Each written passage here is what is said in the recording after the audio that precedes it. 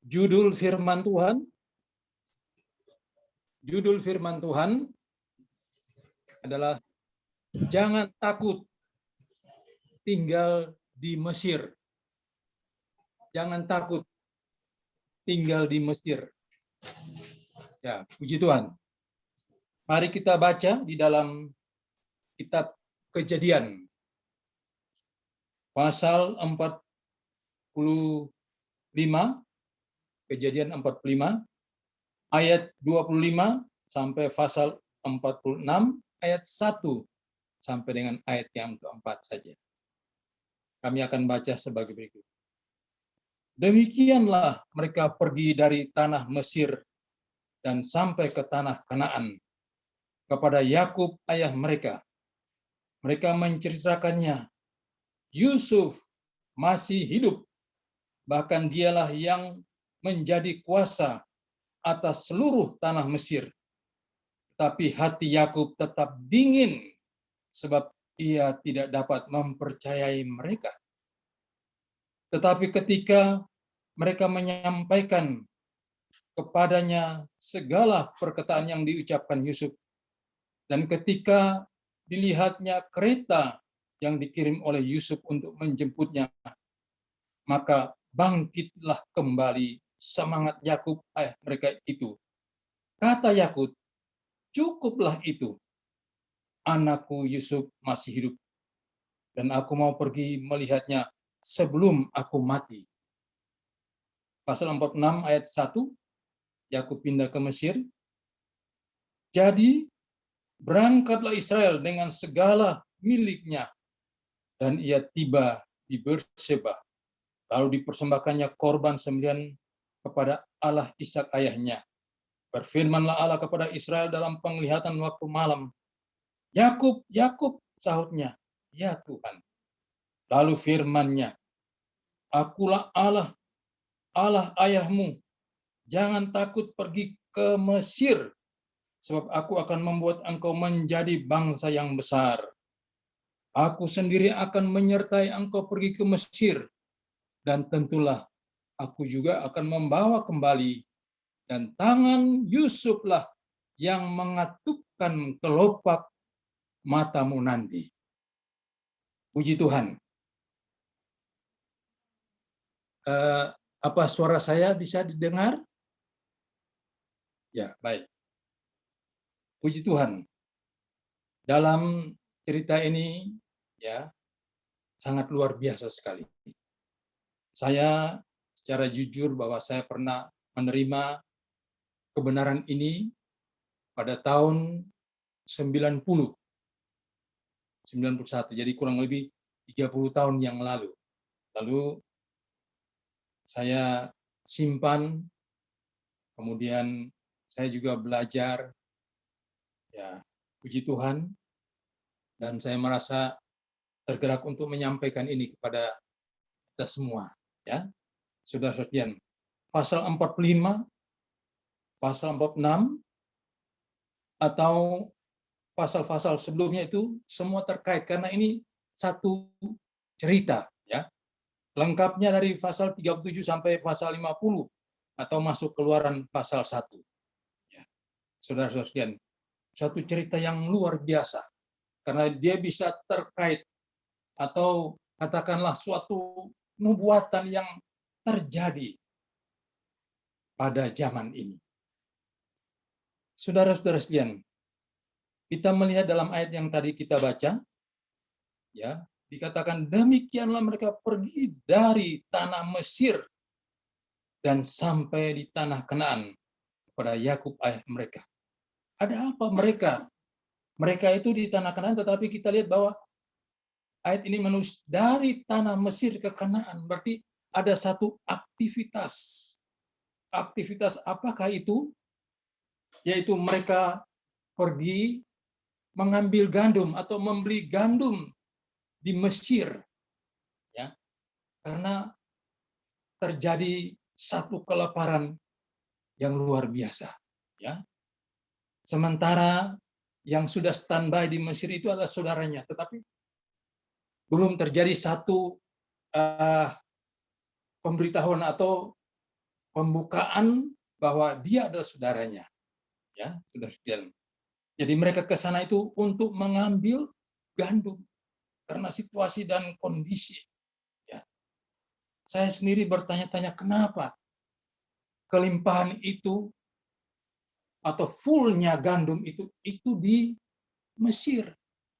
Sedangkan di tanah Kanaan yang notabene kita tahu bahwa itu tanah kelimpahan air susu dan madu, ternyata tidak ada gandum.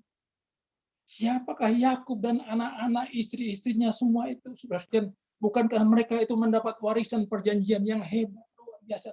Tapi Tuhan ya sepertinya mengizinkan mereka seperti itu, saudara-saudara sekalian. Ya. Saya pelajari dan saya merenungkan. Mereka membawa gandum. Mereka menceritakan, waduh di sana itu bagus, luar biasa. Tapi di Mesir, saudara-saudara sekalian. Ya. Kemudian ayat yang ke-26. Mereka menceritakan kepadanya, Yusuf masih hidup. Bahkan dialah yang menjadi kuasa atas seluruh tanah Mesir. Tetapi hati Yakub tetap dingin. Nah, kenapa ini?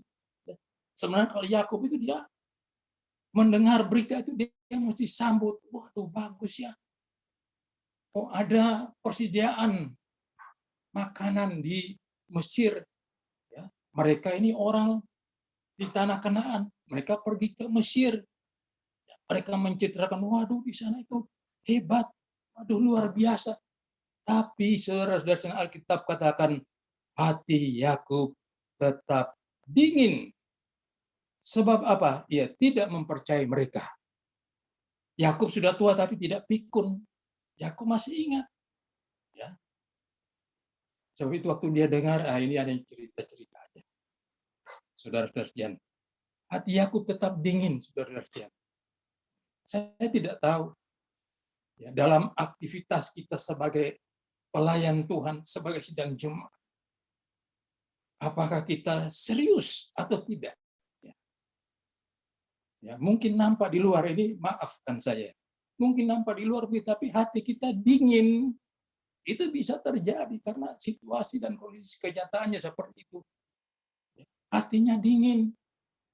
Ya, hatinya Yakub dingin. Beda dengan sidang jemaat Laodikia, saudara-saudara sekalian.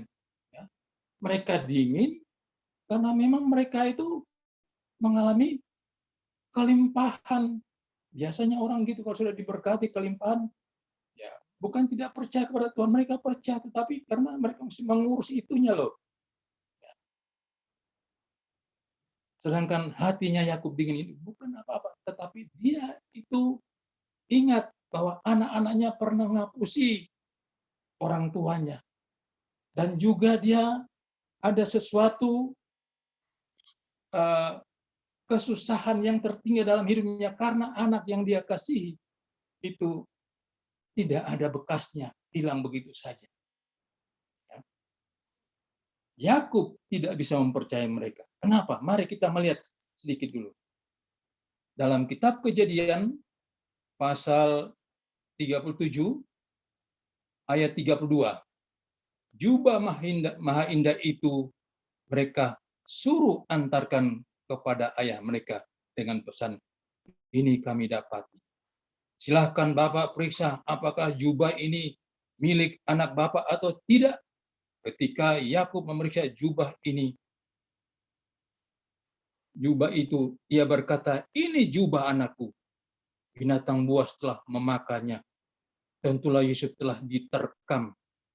Dan Yakub mengoyahkan jubahnya, lalu mengenakan kain kabung pada pinggangnya, dan berkabunglah ia berhari-hari lamanya karena anaknya, dan seterusnya. Saudara-saudara sekalian. Makanya waktu mereka menyampaikan, wah ini gini, begini. Ya, memang ada bukti. Yakub tidak bisa percaya. Wah ini sebenarnya luar biasa kalau kita renungkan. Ya, saudara sekalian. Di luar kita memang bagus, ini maaf. Tetapi kadang-kadang ya kita sebagai manusia ini masih banyak kurangnya. Manusia daging. untung saja kasih karunia itu melampaui semuanya. Very appreciation, ya itu istilah. Itu membuat kita ini selalu tertolong, terangkat. Yakub pertama lihat, wah ini dulu pernah begini, sekarang kok begini, ini kenapa? Saudara-saudara sekalian, ya. Yakub bertanya-tanya dalam hatinya. Sebab itu hatinya dingin. Ya. Wah, kalau suami hatinya dingin kayak apa? Atau istri kalau hatinya dingin itu kayak apa ya? Saudara-saudara sekalian. Ya. Kalau kita masih muda ya tidak apa-apa. Tapi kalau sudah berkeluarga, ya sudah sekalian. Ada saatnya air anggur itu berkurang. Nah itu. Kalau hatinya dingin, yang satu omong begini, ya yang satu biasa-biasa. Padahal kalau waktu pertama waktu menikah, waduh, ya ini nostalgia untuk kita yang sudah melangkah jauh, ya 10 tahun, 20 tahun dalam berkeluarga itu mengerti. Kalau terjadi kedinginan, situasi seperti ini, biasanya orang berkumpul bersama-sama, tahu-tahu sekarang kok kayak begini. Saudara-saudara, tidak pernah terpikir membuka sejarah 18, 19, atau 19, 18 terjadi gini, tapi kita kan tidak ada. Jadi untuk percaya ke sana kan belum tentu. Ya. 1437 atau 1347 juga pernah terjadi seperti sekarang ini. Tapi itu kan sejarah, saudara-saudara. Ya. Mari kita semangat di dalam Tuhan. Ya. Mari kita mohon kepada Tuhan. Ya. Supaya Tuhan menolong dan membakar hidup kita untuk kita semangat. Kalau hati kita dingin, saudara-saudara sekalian, ya, tentu Bapak Ibu para mahasiswa bisa mengerti itu dan ada jalan karena selalu belajar firman Tuhan. Bagi Tuhan di kesempatan belajar di sana. Saudara-saudara sekalian, ya. Kita melihat ayat yang ke-27. Tetapi ketika mereka menyampaikan kepadanya segala perkataan yang diucapkan Yusuf, dan ketika dilihatnya kereta yang dikirim oleh Yusuf untuk menjemputnya, maka bangkitlah kembali semangat Yakub ayah mereka itu. Kata Yakub, cukuplah itu. Anakku Yusuf masih hidup. Aku mau pergi melihatnya sebelum aku mati. Saudara-saudara. Walaupun saudara-saudara Yusuf atau Ruben CS itu, mereka pernah menipu orang tuanya, pernah menipu. Ya. Sebenarnya itu harus diperbaiki, dilepaskan. Bahasa sekarang gitu, pelepasan. Ya. Tetapi kita melihat, Yakub juga sebagai manusia, dia melihat, wah ada kereta untuk menjemput, ada bukti-bukti. Ya, hatinya Yakub mulai, wah, semangatnya mulai ada. Semangatnya mulai bangkit sedikit, tapi belum 100%. Nanti kita lihat dalam ayat-ayat berikut. Yakub, oh ya betul, ini sudah ada kereta Mesir, ya, kereta nomor 2 milik anaknya yang ada di sana. Saudara-saudara sekalian, mulai ada bangkit dalam hati. Saudara-saudara sekalian, apapun keadaan kita, kalau kita mau datang kepada Tuhan, pasti Tuhan terima. Amin. Ya. Apapun keadaan kita, apapun hamartia kita itu, begitu. Ya. Kalau kita metanoi, pasti Allah di sorga itu melihat keadaan saya dan saudara. Karena kita manusia daging ini, ada kalanya, waduh semangat, ada kalanya ya, namanya manusia seperti itu. Saudara-saudara, ya, kita melihat sini bahwa Yakub melihat kereta itu, saudara-saudara, dia mulai, waduh, ini pasti betul. Tapi dia ingat, dia tidak percaya, dia ingat, ya, karena dulu anak-anaknya bilang, waduh ini binatang buas, padahal mereka itu yang buas, bukan binatang buas, mereka itu yang buas. Berani bersekongkol untuk hapusi waktu. Saudara-saudara, Tapi kita melihat Alkitab mencatat ya, Yakub mulai bangkit sebagai anak-anak Tuhan, sidang jemaat, sebagai pelayan Tuhan. Mari, jangan sampai kita, ya Tuhan izinkan kita harus berusaha, mohon sama Tuhan supaya Tuhan tolong kehidupan kita.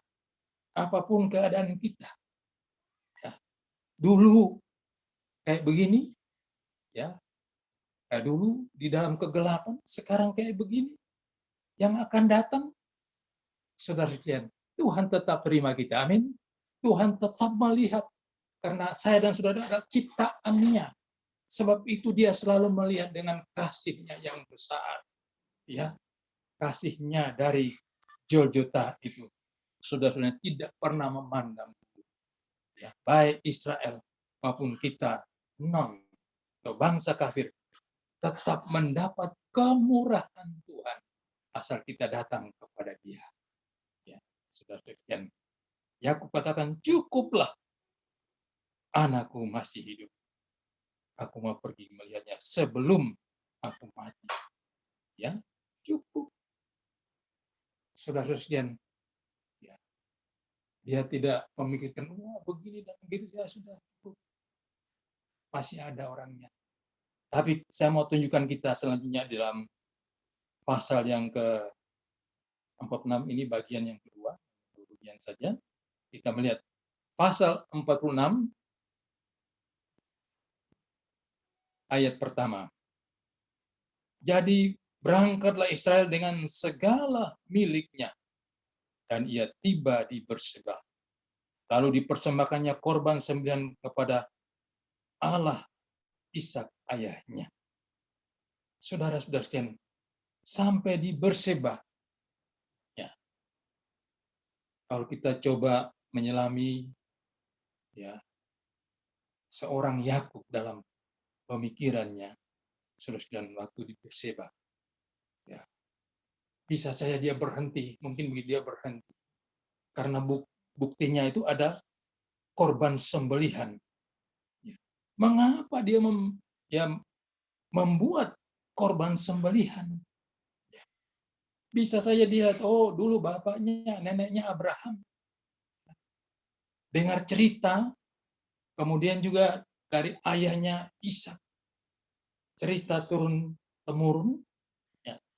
Tapi itu satu kepercayaan mereka. Jadi Yakub membuat satu persembahan korban sembelihan kepada Allah Ishak. Saudara-saudara sekalian, ya. Kenapa dia berbuat ini? Karena dia mau minta satu kepastian. Ini akan tinggalkan tanah Kanaan dan pergi ke Mesir yang berbeda kultur, berbeda budaya. Ya. Kita mau lihat bagaimana orang-orang Mesir itu. Pasal 46 ayat 34. Pasal 46 ayat 34.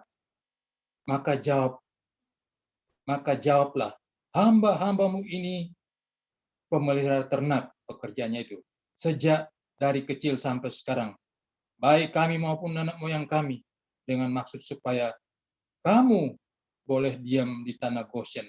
Sebab segala gembala kambing domba adalah suatu kekejian bagi orang Mesir. Orang Mesir tidak senang.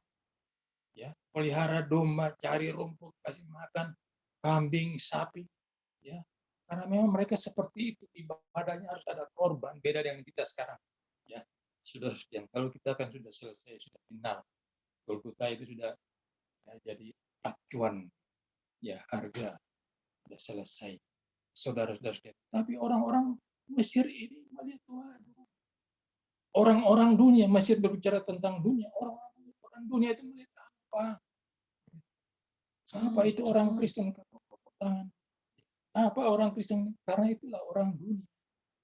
Tapi kita sebagai umat Tuhan, sebagai anak Tuhan, ya, sebagai hamba Tuhan, tidak demikian.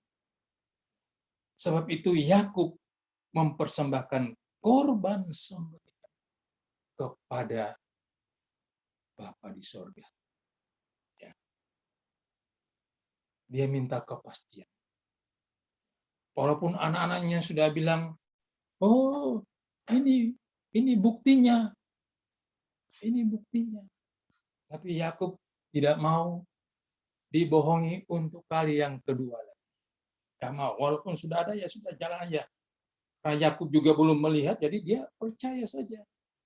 Saudara-saudara sekalian. Tapi dia berhenti di Berseba. Mungkin anak-anaknya bertanya, loh ini Pak, kenapa begini? Yakub tenang saja. Dalam kepercayaannya kepada Allah. Dia dalam hatinya meminta satu kepastian supaya batinnya kuat, batinnya mantap. Saudara-saudara, kita pun juga bisa sebagai umat Tuhan, sebagai orang yang percaya kepada Tuhan. Mungkin dalam event-event tertentu kita perlu memohon supaya Tuhan kasih jalan. Ya. Jangan ikut jalannya sendiri. Ya. Tapi kita mohon supaya Tuhan membuka jalan. Mungkin kita tidak seperti Yakub, waduh begini. Tapi kita merasa ini jalan baik, seizin Tuhan, sudah didoakan, ya sudah, itulah jalan Tuhan. Ya perlu sebagai nabi-nabi yang luar biasa. Kita ini hanya manusia biasa saja. Yang penting kita ada dalam kasihan kita mengiring Tuhan. Saudara-saudara sekalian, Yakub meminta kepastian. Anak-anaknya tidak tahu. Ya, saudara-saudara sekalian, dia mempersembahkan korban sembelih. Korban yang disembelih tentu mengeluarkan darah dan dibakar dan seterusnya. Apa yang terjadi? Dalam pasal 46 ini kita melihat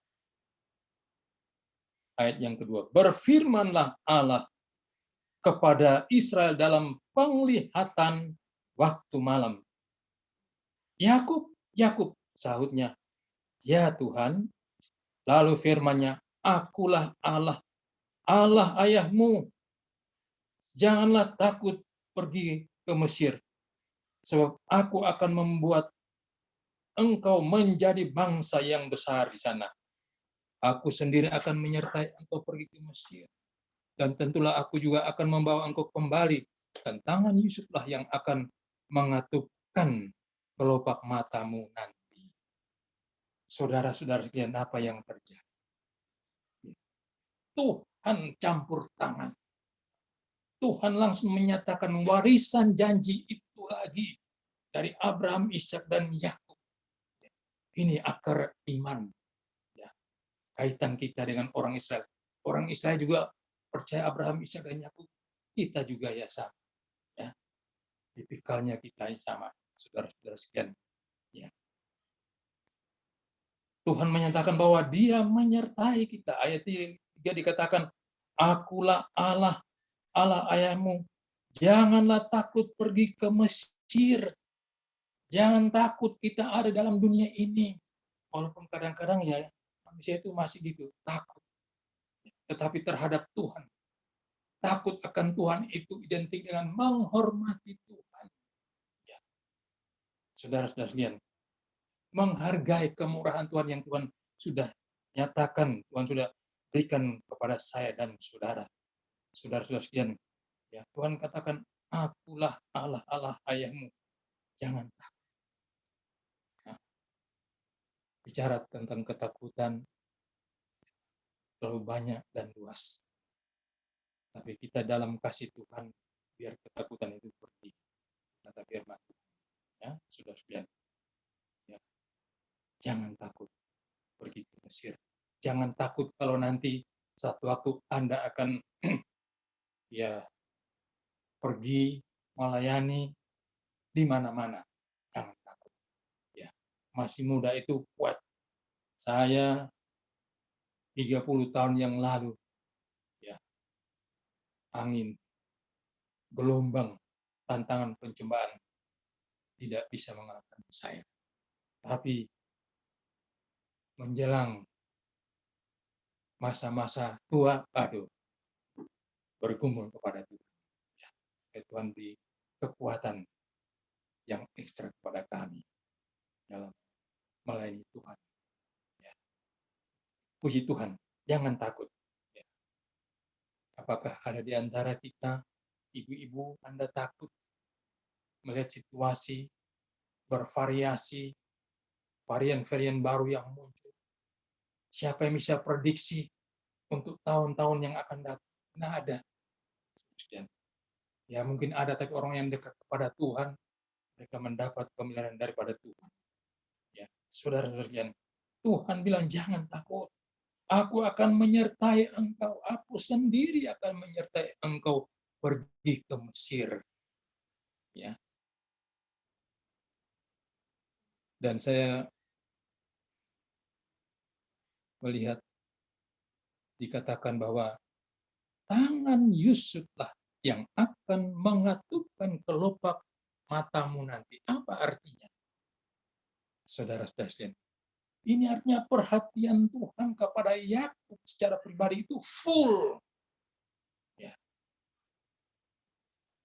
Pernyataan Tuhan kepada Yakub itu, ya, kalau saya melihat dan saya coba merinci, itu tidak kurang. Karena apa? Sejak akan ada di Mesir, bahkan nanti sampai mati sekalipun, itu Tuhan yang tangani. Ya, terus kalian sampai kepada kematian, itu Tuhan yang tangani. Jadi Yakub itu, ya orang di sini bilang ya ongkang-ongkang saja tentang kehidupan masa depan. Sebab apa? Karena dia sudah tahu. Kalau saudara sudah tahu nanti saudara akan mati, misalnya berapa tahun, apa kira-kira yang saudara akan buat? Paling kurang itu kita memperbaiki hidup kita, ya kan? Dulu kita seperti ini, sekarang saya mau baik karena nanti tahun sekian saya akan mati. Ya, saudara-saudara sekalian. Jadi Tuhan menghandle kehidupan Yakub full. Saudara-saudara sekalian, ya. Tuhan mengambil alih kehidupan Yakub dan dikatakan Yusuflah yang akan mengatupkan kelopak matamu nanti. Artinya Yusuf akan menangani sampai pada akhir hidup dia. Saudara-saudara sekalian, ya. Kalau kita bisa paham lebih dalam lagi di ayat ini, sangat luar biasa. Tuhan ambil alih hidup kita. Ya. Selayaknya kita sebagai orang percaya kepada Tuhan. Ya. Masih muda memang. Tapi mulai bertambah umur, karena kita pikir ini bagaimana ya. Saudara-saudara, mulai abal-abal, mulai visinya mulai berkurang. Tapi saya percaya Anda bergumul. Pasti Tuhan akan tolong. Tuhan akan membuka jalan. Kadang-kadang ini berpikir, nanti gimana ya? Kalau orang tua itu, nanti saya mati itu bagaimana ya? Siapa yang urus saya? Siapa yang urus itu? Semua kono gini, saudara-saudara. Mari kita mengacu kepada Tuhan Yesus saja. Waktu Tuhan Yesus mati, mati benaran atau enggak? Tuhan Yesus mati benaran. Dia tidak tahu nanti Yusuf Arimatea itu akan datang dan mengambil mayatnya dan taruh di kubur yang baru. Ya. Tuhan Yesus itu Allah, dia tahu. Saudara sekalian, Yusuf dari Arimatea dia datang dan mengurus mayatnya Yesus. Demikian juga saya dan saudara sebagai anak Tuhan, sebagai umat Tuhan. Ya, kadang-kadang kita berpikir, wah bagaimana saya ya? Bagaimana saya ya nanti? Saudara-saudara sekalian, Tuhan Yesus bilang, ya tetelestai. Ya, tidak ada yang kurang. Kalau kita mengikuti Tuhan, melayani Tuhan, saya percaya Tuhan akan memberikan jalan-jalan yang terbaik bagi saya dan saudara. Saudara sekalian, Tuhan ambil. Mungkin ada di antara kita, ibu-ibu, bapak-bapak yang, waduh bagaimana? Bagaimana ya? Apalagi sekarang ini sudah tidak bisa apa-apa. Ya kalau di desa-desa itu toleransinya masih nyata. Walaupun orang yang begini-gini, ya saudaranya datang ke sana. Tapi kalau makin ke kota, ya tidak bisa. Kenapa? Ya karena itulah apa yang terjadi pada zaman sekarang. Sekalipun saudara, saya punya saudara meninggal di NTT, saya tidak bisa. Semua sudah selesai, beritanya masuk. Oh haleluya, puji Tuhan. Mari kita melihat Yakub hatinya menjadi kuat setelah dia mendapat pernyataan daripada Tuhan. Aku sendiri akan menyertai kamu. Dan tentulah tangan Yusuf akan mematukan atau menutup mata, atau dalam arti nanti kalau Yakub mati sudah ada yang urus. Seperti itu, dia lancar di dalam kehidupannya, katakanlah seperti itu. Saudara-saudara sekalian, Yakub dia bekerja. Artinya apa? Pada waktu akhir hidupnya, dia panggil anak-anaknya dan dia mulai memberitahukan apa yang akan terjadi di waktu yang akan datang, dan dampaknya sampai pada hari ini. Saudara sekalian, kerja all out. Saya dan saudara juga, ya. Karena kita terbatas, tidak tahu apa yang akan terjadi, ya. Saudara-saudara sekalian, kita serahkan kepada Tuhan. Pasti Tuhan tolong. Ya, saya tidak panjangkan firman Tuhan, ya, saudara-saudara sekalian. Ya, kiranya Tuhan menolong kita lewat kebenaran firman Tuhan. Ya, jangan ada di antara hati kita lagi yang bingung. Karena kita sudah berada dalam kebaikan kasih karunia daripada Tuhan. Tuhan yang sudah ambil alih hidup kita, pasti Tuhan tolong. Keluarga kita, anak-anak cucu dan sebagainya. Saya percaya Tuhan itu luar biasa. Kiranya firman Tuhan boleh menjadi kekuatan bagi saya dan saudara. Firman Tuhan sampai sekian, mari saya ajak kita berdoa. Terima kasih Bapa dalam sorga, kami sudah dengar firman-Mu, meteraikan di dalam hati kami. Seberapa kami yang dengar Tuhan, Engkau meteraikan dalam hati mereka, supaya mereka boleh lebih mengasihi Tuhan daripada yang lain. Terima kasih, segala puji hormat kami berikan kepadamu. Dalam nama Tuhan Yesus Kristus, haleluya. Amin. Kami